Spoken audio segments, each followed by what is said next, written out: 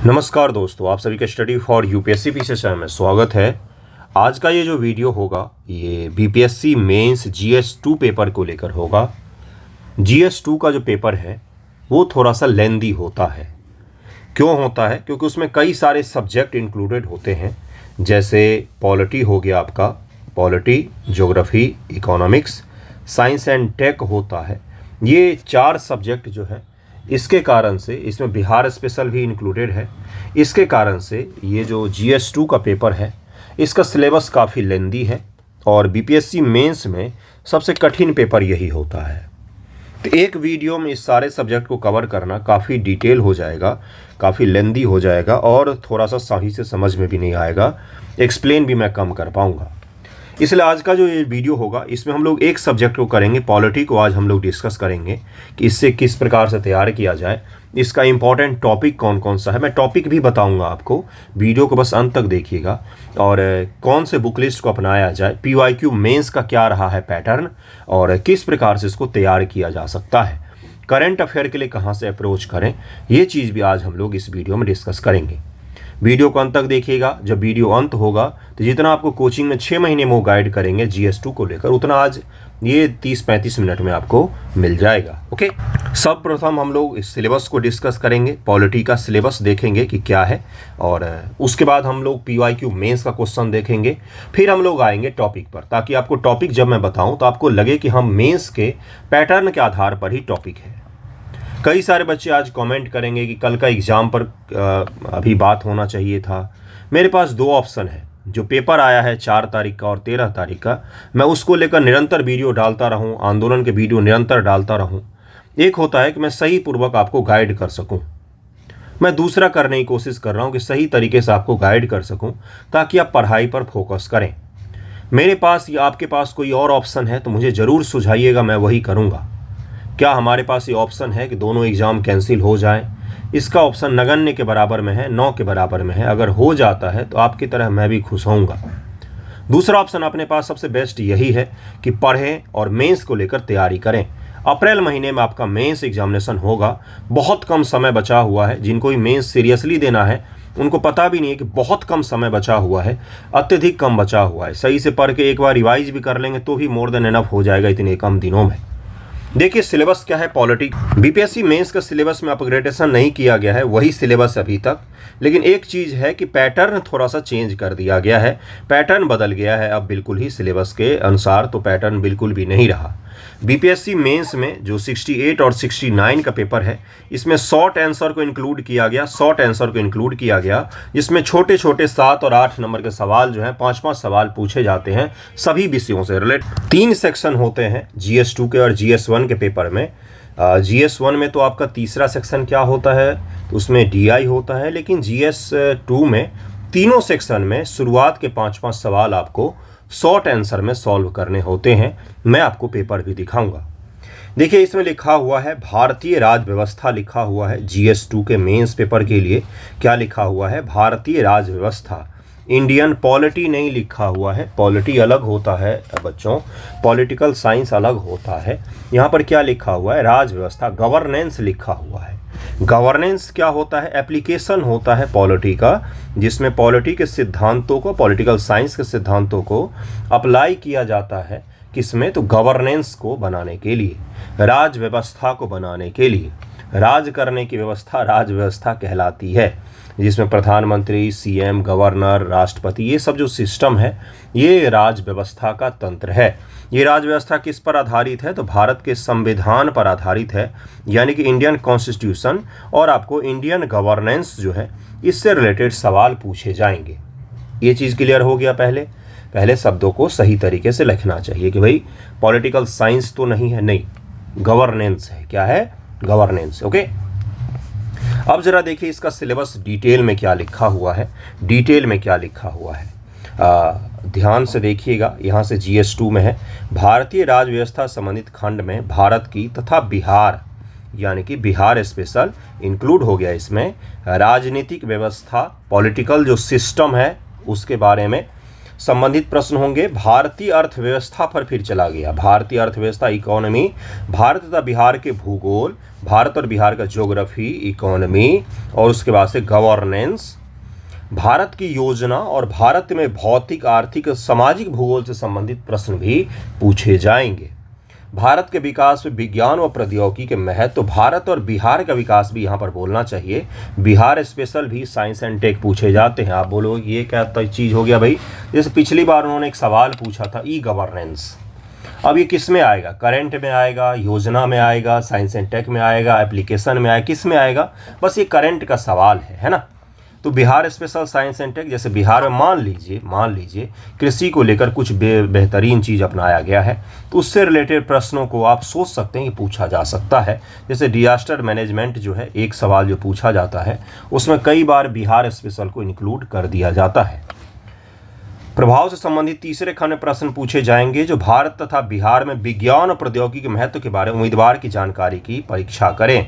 देखिए भारत तथा बिहार में साइंस एंड टेक से रिलेटेड जो एप्लीकेशन हुए हैं, क्या हुआ है बंधुओं? एप्लीकेशन। पिछली बार उन्होंने शानदार एक सवाल पूछा था और थोड़ा सा मिक्सअप भी कर दिया था GS1 GS2 को, क्योंकि करंट अफेयर इंक्लूड होने के बाद GS1 और GS2 के पेपर में आपको करंट के सवाल जैसे लगेगा कि GS2 का है ये, लेकिन पूछ लिया था GS1 में। तो ये पूछा था उन्होंने कि विधायिका में AI को लेकर क्या यूज किया जा सकता है। विधायिका में, पार्लियामेंट में हमारे जो विधायिका है उसमें पूछा था कि AI को किस प्रकार से यूज किया जा सकता है। तो किसका सवाल हुआ? करंट का सवाल हुआ, साइंस एंड टेक का भी सवाल हो गया है ना। इसमें प्रौद्योगिकी पक्ष पर बल दिया जाएगा, प्रायोगिक पक्ष पर बल दिया जाएगा, यानी कि एप्लीकेशन। पहले ही मैंने आपको बताया कि जो उसका उपयोग होता है उससे सवाल पूछे जाएंगे। यही आपका GS2 का सिलेबस यही है। बस गवर्नेंस शब्द लिख दिया है, यानी कि पूरा पॉलिटिकल सिस्टम जो बिहार का है और भारत सरकार का, वो आपको पढ़ना पड़ेगा। अब जरा प्रश्नों को देखेंगे हम लोग, पिछले 10-12 साल के प्रश्नों का अध्ययन करेंगे, देखेंगे डिटेल में, क्योंकि नाम का गाइडेंस वीडियो नहीं है ये, वाकई है कि आप कुछ सीख कर जाएं। ठीक है, तो जरा पहले 69 का पेपर देखते हैं, पहले पुराने पेपर देखते हैं, फिर 69 का देखेंगे कि पैटर्न क्या बदला है। उसके पश्चात इंपॉर्टेंट टॉपिक को हम लोग करेंगे। बुक लिस्ट में बता दूंगा। बुक लिस्ट पॉलिटी के लिए एक ही है गुरु, पॉलिटी के लिए तो एक ही है कि आप M लक्ष्मीकांत का जो लेटेस्ट वर्जन होता है वो आप पढ़ सकते हैं। अगर 2020 या उसके बाद आपने M लक्ष्मीकांत लिया है तो उसको भी पढ़ सकते हैं, कुछ उसमें परिवर्तन नहीं करना है। 2019 से पहले का मत लीजिएगा, 2019 के पहले का है तो उसको चेंज कर लीजिएगा, लेटेस्ट संस्करण लीजिएगा चेंज करके। और अगर 2020 में या उसके बाद का लिया है आपने तो आप उसको ही पढ़ सकते हैं, कुछ खास उसमें परिवर्तन है नहीं। 2019 इसलिए बोला है क्योंकि जम्मू कश्मीर से रिलेटेड प्रावधान जो है वो काफ़ी बदले गए हैं उसके बाद से। ठीक है, तो पॉलिटी की बुक के लिए कौन सा हो गया? M Laxmikanth more than enough हो गया। इसके साथ में क्या कर सकते हैं? इसके साथ में बिहार स्पेशल के लिए आप कोई भी एक बिहार स्पेशल की बुक, KBC नैनो भी कई सारे बच्चे पढ़ते हैं, मेंस वाली दृष्टि की मेंस के लिए बुक आती है, BPSC मेंस के GS1 GS2 पेपर के लिए, कोई भी जिसमें बिहार के गवर्नर और बिहार की विधायिका से रिलेटेड चीज़ें हों वो आप कर सकते हैं। करंट अफेयर के लिए एक ही होता है। देखिए मैं करंट अफेयर अंत में ही बताऊंगा ताकि डिटेल में समझा सकूं आपको। चलिए पहले प्रश्नों को देखते हैं। बुक मैंने बता दिया है, पॉलिटी को लेकर बता दी है। बुक लिस्ट का मैंने PDF भी अपने टेलीग्राम चैनल पर डाला है, सभी सब्जेक्ट का, PT मेंस सभी का, वहाँ से आप डाउनलोड करके वो बुक लिस्ट भी तैयार कर सकते हैं। ठीक है, देखिए आगे चलते हैं। ये BPSC मेंस के सवाल हैं, BPSC मेंस के सवाल। ये सवाल का PDF मैं आज आपको दे दूंगा टेलीग्राम चैनल पर। हमारा जो टेलीग्राम है ऑफिशियल चैनल को ज्वाइन कीजिएगा, जिस पर 18,000 19,000 लोग हैं, उसको देखिएगा। डिस्कशन ग्रुप में भी मिल जाएगा, कहीं पर भी आप हैं तो मिल जाएगा। भारत के राष्ट्रपति की भूमिका किस टॉपिक से है? सवाल नहीं देखना है, टॉपिक देखना, प्रेसिडेंट ऑफ इंडिया से है। भूमिका परिवार के उस बुजुर्ग के समान है जो प्राधिकार रखता है। सवाल पर हम लोग बाद में डिस्कस करेंगे। भारत का संघीय ढांचा किससे है? भारत का जो संघ है, फेडरल सिस्टम है भारत का, उससे जुड़ा हुआ सवाल है। केंद्र सरकार यानी कि सेंट्रल और राज्य से रिलेटेड जो चीज़ें हैं, संघवाद, इसको क्या कहा जाता है? संघवाद टॉपिक। भारतीय राज्यों के असमान विकास ने कई सामाजिक, आर्थिक, राजनीतिक समस्याओं को जन्म दिया है। यानी कि क्या हो गया? तो ये भारत और भारत के राज्य जो हैं उनके असमान विकास, यानी करंट अफेयर को पॉलिटिक्स जोड़कर इन्होंने पूछा है। भारत की संसद राष्ट्रीय एकीकरण का प्रभावी मंच है, यानी कि संसद से सवाल पूछा गया है। टॉपिक देखते चलिएगा। भारत की संसद एक संप्रभु गैर संप्रभु, फिर से हो गया संसद टॉपिक। राजनीतिक दल व्यवस्था राष्ट्रोन्मुखी न को व्यक्ति उन्मुखी है, यानी कि पॉलिटिकल पार्टी होती है उनसे सवाल पूछा गया है। ई शासन गवर्नेंस, ये फिर से रिपीट हुआ है 68 बीपीएससी में, 69 में रिपीट हुआ है, सॉरी। भारतीय संविधान प्रस्तावना, यानी कि क्या हो गया, तो ये उद्देशिका सवाल पूछा गया, प्रियम्बल से सवाल पूछा गया है। राज्य की राजनीति में राज्यपाल, यानी कि गवर्नर से सवाल पूछा गया, गवर्नर से पूछा गया है। शासन में सक्रिय न्यायिक सक्रियता, यानी कि जुडिशियल एक्टिविज्म जो है उससे पूछा गया है। ये बाहर बहुत अधिक राजनीतिक दल, यानी कि फिर से कौन सा आ गया, पॉलिटिकल पार्टी आ गया। ऊपर ही पॉलिटिकल पार्टी था, यहाँ भी फिर से पॉलिटिकल पार्टीज आ गए। एक एक करके देखते चलेंगे, आप ही के सामने मैं कर रहा हूँ। स्वतंत्र निष्पक्ष चुनाव के लिए निर्वाचन आयोग, यानी कि कौन सा हो गया, इलेक्शन कमीशन हो गया टॉपिक। फिर से भारतीय राजनीति आ गया, यानी कि पॉलिटिकल, फिर से पॉलिटिकल चुनाव और राजनीति, ये सब चीज़ें आ गई। भारतीय पार्टी फिर से वही हो गया, चुनाव व पार्टी वगैरह आ गया। संविधान और संवैधानिकता, यानी कि कॉन्स्टिट्यूशन की जो विशेषता है उससे सवाल पूछा गया है। योजना हो गया, ये तो बिल्कुल करंट अफेयर का सवाल हो गया। डीपीएसपी का सवाल हो गया, ये बिल्कुल ही कल्चर का सवाल में आ जाता है। इशू आ जाता है, सोशल इशू है ये। फिर से भारतीय राजनीति में दबाव समूह आ गया, दबाव समूह आ गया। फिर से राज्यपाल आ गया, फिर मौलिक अधिकार आ गया। फिर से आप देखेंगे राजनीति में जाति की भूमिका। एक सवाल हर साल किससे पूछा जाता है, भारत में जो पॉलिटिक्स है, राजनीतिक दल, दल बदल, कास्ट की भूमिका, धर्म की भूमिका, संप्रदायवाद, ये जो सोशल इशू है इसको क्या कहा जाता है, सोशल इशू से रिलेटेड टॉपिक हैं। और भारत में जो राजनीतिक प्रणाली है, जो राजनीतिक दल हैं, उनसे जुड़े हुए एक सवाल हर साल पूछा जाता है। ये पहले क्लियर हो गया।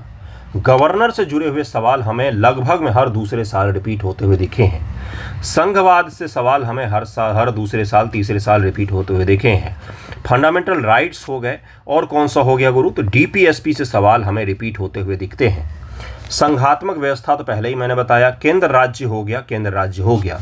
वहीं 68 और 69 बीपीएससी का अगर आपको मैं पेपर दिखाऊं तो उसमें high court, supreme court, president, राष्ट्रपति, प्रेसिडेंट, प्रधानमंत्री, इनसे जुड़े हुए सवाल हमें देखने को मिलते हैं। कहाँ से मैंने एनालिसिस निकाला, तो मैंने पेपर से ही तो निकाला है, जिस प्रकार से आप निकालते हैं। अब सवाल कितने बनाए जा सकते हैं, अगर मुझे फंडामेंटल राइट के समझ होगी, मूल अधिकार की समझ होगी, तो मूल अधिकार से जुड़ा हुआ कुछ भी पूछे मैं लिख कर आऊँगा। सवाल की समझ होनी चाहिए, टॉपिक की समझ होनी चाहिए। जैसे मान लीजिए सबसे बेसिक सवाल मैं आप ही के सामने बनाऊंगा, भी फिर से देखेंगे सारा वही है, केंद्र राज्य, एक ही जैसे सवाल आपको दिखेंगे रिपीट होते हुए। फिर से वही सब सवाल, फिर जाति, भारतीय राजनीति, ये सब चीज़ रिपीट हुआ तो देखेगा। यानी कि 10 वर्ष के सवाल अगर आप पीवाई को सॉल्व कर रहे हैं तो आपको पिछले, उससे पहले के 10 वर्ष का भी कंप्लीट हो जाएगा। और अभी जो सवाल आएंगे उसके लिए आपको एनालिटिकल व्यू भी मिल जाएगा, किस प्रकार के सवाल पूछे जा सकते हैं। अब जरा सवालों की प्रवृत्ति को जरा डिस्कस करते हैं कि टॉपिक की समझ क्यों आवश्यक है और ये कैसे बनता है।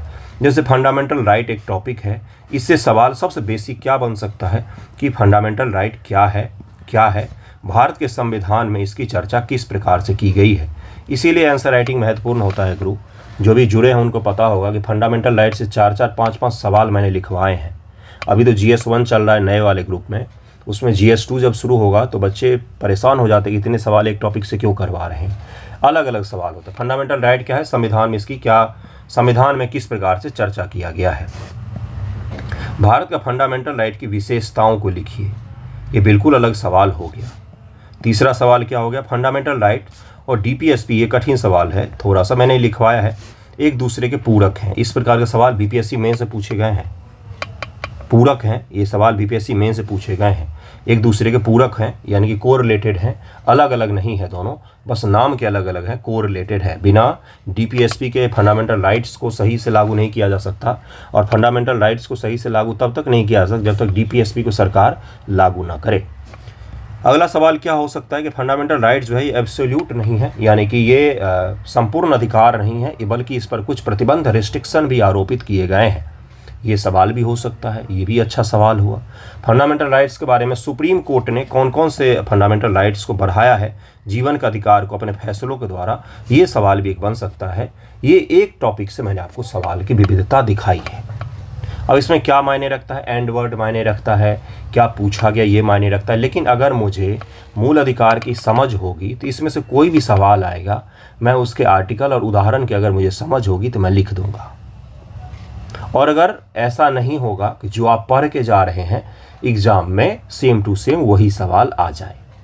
बीपीएससी हो, यूपीएससी हो, किसी के भी मेंस एग्जामिनेशन में अगर 10 सवाल पूछे जाते हैं तो उसमें से 5 सवाल ऐसे होते हैं, 5 से 4 सवाल, जिनको वहीं पर सोचकर कंस्ट्रक्ट करके आपको लिखना पड़ता है। ये वास्तविकता है गुरु, भले आप कुछ भी कितना भी पढ़ लें। डिट्टो सेम टू सेम सवाल अब नहीं आते हैं, और अगर आ जाएं तो भी उसमें आपको करंट के अकॉर्डिंग लिखना पड़ता है। GS2 पेपर की ये सबसे बड़ी खासियत है, क्यों डायनामिक होता है, करंट उसमें इंक्लूड करना पड़ता है आपको। तो यानी कि टॉपिक भले मैं आपको बताऊंगा, लेकिन उस टॉपिक के साथ आपको समझ बनानी पड़ेगी। जरा 69 का पेपर देख लीजिए, उसके बाद हम लोग इंपॉर्टेंट पॉलिटी के टॉपिक को करके वीडियो एंड कर लेंगे। ओके, ये आप अगर समझ गए होंगे, ये जो मैंने अभी समझाया है कि एक ही टॉपिक से कितने प्रकार के सवाल बनाए जा सकते हैं, तो आप समझ जाएंगे कि आपकी तैयारी की दिशा सही है कि नहीं। राज्यपाल महोदय से तो ज़्यादा सवाल नहीं बनाए जा सकते हैं। यही 2-3 टॉपिक हैं, केंद्र राज्य संबंध है, संघवाद है, प्रेसिडेंट है। बीपीएससी ने पिछली बार शानदार सवाल बनाया था राष्ट्रपति जी से, राष्ट्रपति प्रधानमंत्री जी को जोड़ कर पूछा था। मैं दिखाता हूं सवाल आपको, फिर हम लोग आगे बढ़ते हैं। ओके, 69 बीपीएससी का ये सवाल है, जरा इसको ध्यान से देखिएगा। मूल ढांचा के बारे में इन्होंने पूछा है, बिल्कुल नया सवाल है। इस तरह का सवाल पहले बीपीएससी में बहुत पहले पूछा गया था, लेकिन लॉन्ग फॉर्मेट में पूछा गया था। पहले बीपीएससी में शॉर्ट फॉर्मेट के सवाल नहीं आते थे। भारत के संविधान संबंधित मूल ढांचे के सिद्धांत का आलोचनात्मक मूल्यांकन कीजिए। जो 1973 में केशवानंद भारती का मामला है, उसका क्रिटिकली एनालाइज करना है। एंड वर्ड पर ध्यान दीजिएगा, क्रिटिकली एनालाइज करना है आपको, आलोचनात्मक मूल्यांकन करना है। क्रिटिकली एनालाइज, क्रिटिकली एग्जामिन, मूल्यांकन कीजिए, रिव्यू कीजिए, ये सब कदाचित एक ही प्रकार के एंड वर्ड होते हैं। एंड वर्ड एक ही प्रकार के सब होते हैं, ठीक है। EWS आरक्षण से पूछा गया है, ये करंट अफेयर का सवाल है, पिछले साल चर्चा में था। संविधान संशोधन, ये स्टैटिक सवाल है, स्टैटिक पोर्शन है पॉलिटी का। संविधान संशोधन की प्रक्रिया का आलोचनात्मक वर्णन कीजिए। संविधान संशोधन नहीं पूछा गया है आपसे, उस प्रक्रिया की आलोचना करना है आपको, कमियां निकालना है। अगर मैं सीधे सीधे बात में बोलूँ तो 8 नंबर में है और 8 मार्क्स का है, यानी कि कितना मिलेगा, तो यहाँ के पेज के हिसाब से आपको 1.5 पेज मात्र मिलता है। उसमें आप उदाहरण सहित इसको बताएंगे तो सबसे बेस्ट रहेगा। बताइए किस प्रकार भारतीय संविधान की प्रस्तावना संविधान के उद्देश्य को कार्य योजना प्रस्तुत करती है। अभी मैंने प्रीएम्बल से सवाल दिखाया, आपको दिखाया ना प्रीएम्बल से सवाल, फिर से देखिए शॉर्ट फॉर्मेट में पूछा गया है। जातिगत जनगणना पिछले साल बिहार में हुआ है, इसलिए सवाल पूछा गया करंट अफेयर का छोटा सा। और लॉन्ग फॉर्मेट में देखिए क्या है, मैंने आपको बताया ना कि राष्ट्रपति और प्रधानमंत्री जी से जोड़ कर ये सवाल पूछा गया। और भारतीय संवैधानिक पाठ के अनुसार, यानी कि कॉन्स्टिट्यूशन में जो टेक्स्ट हैं, आर्टिकल लिखे हुए हैं कॉन्स्टिट्यूशन में, उसके अकॉर्डिंग आपको इसको बताना है। ये लॉन्ग फॉर्मेट में कठिन सवाल हुआ और फैक्चुअल सवाल है। ये फैक्ट्स आपको याद होने चाहिए, संविधान के कुछ आर्टिकल आपको याद होने चाहिए। जैसे प्रधानमंत्री जी के बारे में बोला गया है कि प्रधानमंत्री और मंत्रिमंडल जो होगा वो क्या होगा, तो राष्ट्रपति के लिए अधिकारी होंगे। वो राष्ट्रपति के लिए अधिकारी के तौर पर काम करते हैं। राष्ट्रपति जी उनको आदेश दे सकते हैं और मंत्रिमंडल की सिफारिशों के आधार पर राष्ट्रपति काम करेंगे।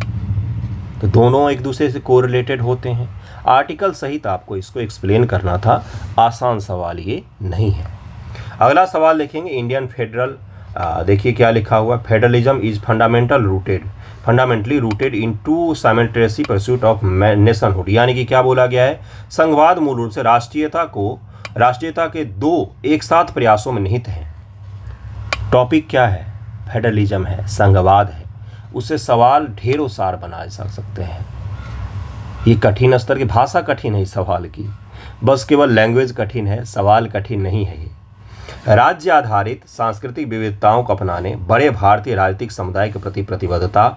उपरोक्त कथन के आलोक में संघवाद के भारतीय मॉडल के प्रकृति व आलोचनात्मक परीक्षण कीजिए। यानी कि नेचर भारतीय फेडरलिज्म का क्या है, और फेडरलिज्म का क्रिटिकली एग्जामिन करना है भारत को कि इंडियन मॉडल जो है फेडरलिज्म का, उसमें क्या क्या कमियां हैं और उसके क्या क्या नेचर है, किस प्रकार से उसकी क्या क्या नेचर, प्रवृत्ति क्या है उसका। ये बताना है आपको और क्रिटिकली एग्जामिन करना है आपको फेडरलिज्म का। एक तो उसमें यही सबसे पहला क्रिटिसिज्म लोग लिख के आ जाते हैं कि बड़े राज्यों की ज़्यादा प्रभुत्व हासिल होता है। जैसे यूपी से 20 करीब में राज्यसभा की सीटें आती हैं, वही नॉर्थ ईस्ट के छोटे छोटे राज्यों को एक एक राज्यसभा की सीटें दी गई हैं। तो ये एक बहुत बड़ा आलोचना हो गया। जो बड़े राज्य उनका प्रभुत्व चलता है फिर तो, जबकि अमेरिकी फेडरल सिस्टम में क्या है और कंपेयर करके लिखना होता है जब आप एनालिसिस करते हैं क्रिटिकल। अमेरिका के फेडरल सिस्टम में क्या है, कोई बड़ा राज्य है जैसे टेक्सास अगर आप देखेंगे तो बहुत बड़ा राज्य है। किसके कंपेयर में, तो छोटे छोटे जो राज्य हैं उनके कंपेयर में अमेरिका में क्षेत्रफल के दृष्टिकोण से। लेकिन सभी को सीटें दो दो ही प्राप्त हैं। तो ये क्या हो गया, बिल्कुल समान रूप से संघ में सभी को समान शक्तियाँ दी गई हैं। तो ये तो एक मैंने आपको बताया है, क्या बताया, एक कमी बताई है आपको। तो फेडरल सिस्टम की कमियां, उनकी विशेषता और उनका नेचर, फेडरल सिस्टम से 3 टॉपिक आपको पढ़ना पड़ता है। अब जैसे कई सारी चुनौतियां अगर आपने देखा होगा तो इकोनॉमिक चुनौती होगा, पॉलिटिकल चुनौती होगा। जैसे इकोनॉमिक रूप से जो हमारा राज्य है, हमारे राज्य होते हैं वो केंद्र सरकार पर डिपेंडेंट होते हैं। तो ये कमियां भी हैं और भारतीय संविधान की विशेषता में भी आता है भाई। दोनों पक्ष आपको पता होना चाहिए। ओके, सवाल देखना भी हम लोग डिस्कस किसी और दिन करेंगे, एक एक सवाल को डिस्कस करेंगे। बिहार में गठबंधन की राजनीति, बिहार के पॉलिटिकल सिस्टम से सवाल पूछा गया। मूल सिद्धांतों की विशेषता राष्ट्रीय हितों की पूर्ति के दृष्टिकोण से विवेचित और विश्लेषित कीजिए। कठिन सवाल है ये। स्थानीय शासन और उसकी कार्य पद्धति को यानी कि पंचायती राज से एक सवाल पूछा गया है। ये था आपका पॉलिटी का शिक्षण, जिसमें देखिए एक सवाल इसमें से लिखना है आपको, एक सवाल इसमें से लिखना है, 2 सवाल ये हो गया और ये आपका क्या हो गया, शॉर्ट आंसर में कोई आपका ऑप्शन नहीं होता है, ये पांचों के पांचों आपको लिखने होते हैं। ये सारे आपको लघु आंसर में सारे ही आपको लिखने होते हैं और इन तीनों में से एक एक सवाल लिखना होता है। इन दोनों में से एक सवाल आपको लिखना होता है। तो कितने हो गए, 1 सवाल, 2 सवाल लॉन्ग फॉर्मेट के और 5 सवाल शॉर्ट फॉर्मेट के पॉलिटी के सेक्शन के लिए आपसे पूछा जाता है। टॉपिक क्लियर हुआ, प्रीवियस ईयर के एनालिसिस से क्वेश्चन की प्रवृत्ति क्लियर हो गया कि क्वेश्चन किस प्रकार से पूछा जाता है। अब जरा हम लोग क्या करते हैं, टॉपिक इंपॉर्टेंट नोट डाउन करते चलिएगा। मैं आपको दे भी दूंगा इसका फ़ोटो खींचकर, फिलहाल आप नोट कर लेंगे तो सही रहेगा।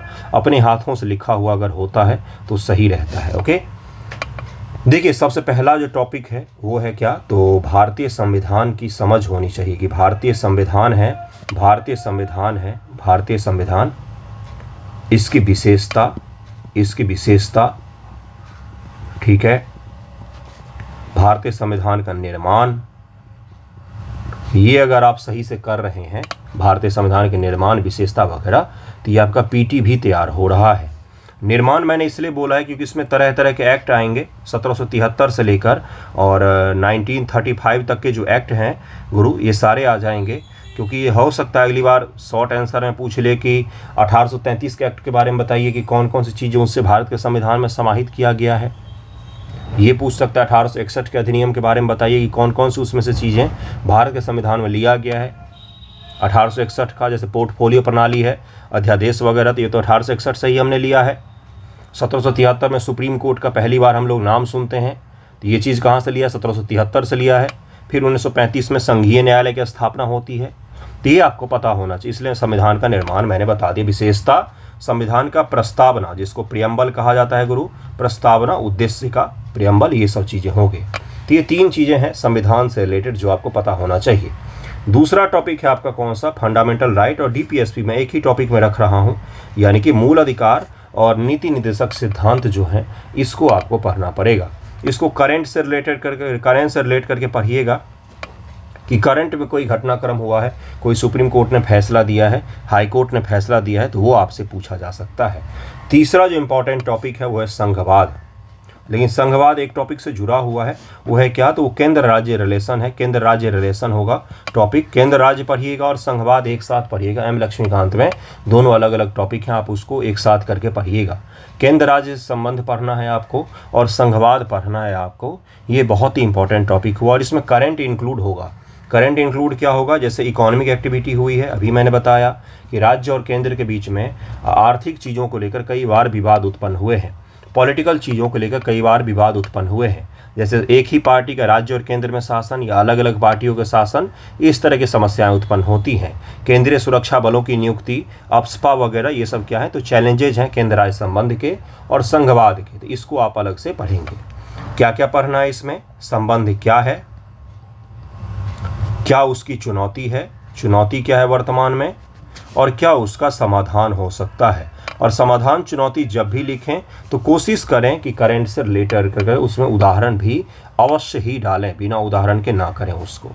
चौथा टॉपिक क्या हो जाएगा केंद्र राज्य संघवाद के बाद से? तो इसमें मैं 3-4 टॉपिक लिखूंगा, जैसे प्रेसिडेंट ऑफ इंडिया हो गए, प्रधानमंत्री हो गए, राज्य के गवर्नर हो गए और सीएम हो गए। तो देखिए प्रेसिडेंट पढ़ेंगे तो आपका गवर्नर तैयार होता जाएगा, 2-3 चीज़ें ही हैं जो अलग हैं। और पीएम पढ़ेंगे तो सीएम आपका कॉपी पेस्ट हो जाएगा। एक ही जैसे टॉपिक है, कुछ भी अलग अलग नहीं है, सेम टॉपिक है प्रधानमंत्री और सीएम का, बस आर्टिकल और शब्द बदल जाते हैं। तो ये टॉपिक हो गया, कोरिलेटेड है। और प्रधानमंत्री राष्ट्रपति को जोड़ करके पढ़िएगा और सीएम और गवर्नर को जोड़ करके पढ़िएगा। गवर्नर पढ़ेंगे तो सीएम आपका अपने आप तैयार हो जाएगा, प्रधानमंत्री पढ़ेंगे तो, और राष्ट्रपति पढ़ेंगे तो गवर्नर आपका तैयार हो जाता है। अब इसमें क्या अलग से जोड़ना है? तो गवर्नर रिलेटेड इशू जो होते हैं इसमें करंट बहुत ज़्यादा इंक्लूड होता है। जैसे गवर्नरों की नियुक्ति होती है, गवर्नरों को लेकर विवाद उत्पन्न होता है, गवर्नरों की वर्तमान में भूमिका क्या होगी, कहाँ कहाँ पर चैलेंजेज उत्पन्न हो रहे हैं, ये सब चीज़ें आपको देखनी पड़ती हैं। गवर्नर फेडरल सिस्टम को बहुत बड़े स्तर पर प्रभावित करते हैं और उसको आपको लिखना पड़ता है। इसी प्रकार से केंद्र राज्य संबंध में जो अलग अलग आयोग बनाए गए हैं, जैसे सरकारी आयोग बनाया गया है, राजमन्नार आयोग बनाया गया है, तो इन आयोग ने क्या रिकमेंडेशन किया है, इसको आप सवाल के साथ में इंक्लूड करके पढ़ेंगे तो सही रहेगा। 5वां जो टॉपिक है वो कौन सा है आपका? तो संसद पार्लियामेंट है और आपका, और राज्य की असेंबली है, विधानसभा है। ये दोनों बिल्कुल ही अलग अलग टॉपिक नहीं है, एक ही टॉपिक है। संसद पढ़ेंगे तो विधानसभा आपका तैयार हो जाता है, स्ट्रक्चर उसका। बस आपको संसद के लिए करंट अफेयर को इंक्लूड अलग से करना पड़ेगा। जैसे संसद का भी वर्तमान में जो चला है विंटर सेशन, उसमें कितना कार्य हुआ है, कितना परसेंटेज रहा है कार्य का, क्या हमारे संसद के समक्ष चुनौतियां हैं वर्तमान संदर्भ में, क्या हमारे संसद को लेकर सुधार किया जा सकता है, ये चीज़ें आपको पता होनी चाहिए। 6ठा टॉपिक कौन सा है? वो है आपका संविधान का निर्माण वगैरह, तो मैंने आपको बता ही दिया। सुप्रीम कोर्ट और हाई कोर्ट। सुप्रीम कोर्ट का मूल क्षेत्राधिकार अलग है, मूल क्षेत्राधिकार जो कल सवाल में भी पूछा गया पीटी में, वो बस अलग है। राष्ट्रपति और उपराष्ट्रपति के चुनाव से संबंधित जो विवाद के समाधान होते हैं वो भी सुप्रीम कोर्ट ही केवल कर सकता है। केंद्र राज्य विवाद समाधान सुप्रीम कोर्ट ही केवल कर सकता है। यानी सुप्रीम कोर्ट का मूल क्षेत्राधिकार अलग है, बाकी हाई कोर्ट के साथ कॉपी पेस्ट है उसका, कुछ भी अलग आपको नहीं दिखेगा, एक ही चीज़ है जो रिपीट होता है। आर्टिकल 226 में सुप्रीम कोर्ट की जगह पर हाई कोर्ट को थोड़ी सी ज़्यादा शक्तियाँ प्राप्त हैं, बाकी किसी भी चीज़ में अलग नहीं है। तो इसको आप पढ़ेंगे एक टॉपिक, तो दूसरा भी आपका 80% ज़्यादा तैयार हो जाता है। बस करंट अफेयर आपको अलग से करना पड़ता है। पॉलिटी इसी प्रकार से पढ़ा जाता है भाइयों, इसमें कुछ ऐसा नहीं है कि line by line her topic को पढ़ रहे हैं, ऐसा नहीं है। सुप्रीम कोर्ट अच्छे से पढ़ा आपने, हाई कोर्ट के ऑलमोस्ट लगभग में सारे तैयार हो जाएंगे। जो अलग है उससे, उसको आप केवल अलग से पढ़िए करंट अफेयर के साथ में, ठीक है। अगला टॉपिक है आपका कौन सा? तो चुनाव आयोग है, चुनाव आयोग है टॉपिक, चुनाव आयोग। और भारत का चुनावी प्रणाली जो है, भारत की चुनावी प्रणाली, ये आपको अलग से पढ़ना पड़ता है। इसके बाद एक टॉपिक है जो भारत में पॉलिटिकल पार्टी है, ये आपको पढ़ना पड़ता है। पॉलिटिकल पार्टी, दल बदल। और 9वां टॉपिक है आपका पंचायत पढ़ना पड़ता है। 9वां टॉपिक पंचायत पढ़ना पड़ता है, ठीक है। एक और टॉपिक है कौन सा? वो है सोशल इशू में आ जाता है। 10 टॉपिक ही है मात्र पॉलिटी में। एक है कास्ट आपका, जातिगत राजनीति, जातिगत विवाद, जातिगत पॉलिटिकल सिस्टम में क्या क्या परिवर्तन होते हैं। और एक है रिलीजन, ये सोशल इशू के टॉपिक हैं। रिलीजन, संप्रदायवाद क्या है, धार्मिकता क्या है, उसके बाद से भारत में धार्मिकता को लेकर चैलेंजेस क्या क्या हैं, उसके कॉन्सिक्वेंसेस क्या क्या होते हैं, किस प्रकार से पॉलिटिकल सिस्टम को धार्मिकता प्रभावित कर रही है, भारत में सेकुलरिज्म क्या है, ये टॉपिक आपको पढ़ना पड़ता है। ये 10 ही टॉपिक हैं पॉलिटी के, जिससे आपके मेंस के मोर देन 90% सवाल, 95% ज़्यादा सवाल इसी 10 टॉपिक से पूछे जाते हैं, आगे भी पूछा जाएगा। करंट अफेयर कहाँ से करें? देखिए करंट अफेयर पिछले साल तक क्या होता था कि सितंबर में आपका पीटी एग्ज़ाम होता था और दिसंबर में आपका मेंस एग्जामिनेशन हो जाता था। तो जून से लेकर दिसंबर तक के करंट अगर आप पढ़ के जाते थे तो आपका मेंस एग्जामिनेशन में सारा सवाल हो जाता था। इस बार मेंस होगा अप्रैल में, तो अप्रैल में होगा तो आप नवंबर से लेकर अप्रैल तक के करंट अफेयर को पढ़ेंगे तो आपका करंट अफेयर तैयार हो जाएगा। इसको लेकर सबसे बेस्ट होगा आपका क्योंकि क्यों होगा बेस्ट वो मैं बताता हूँ।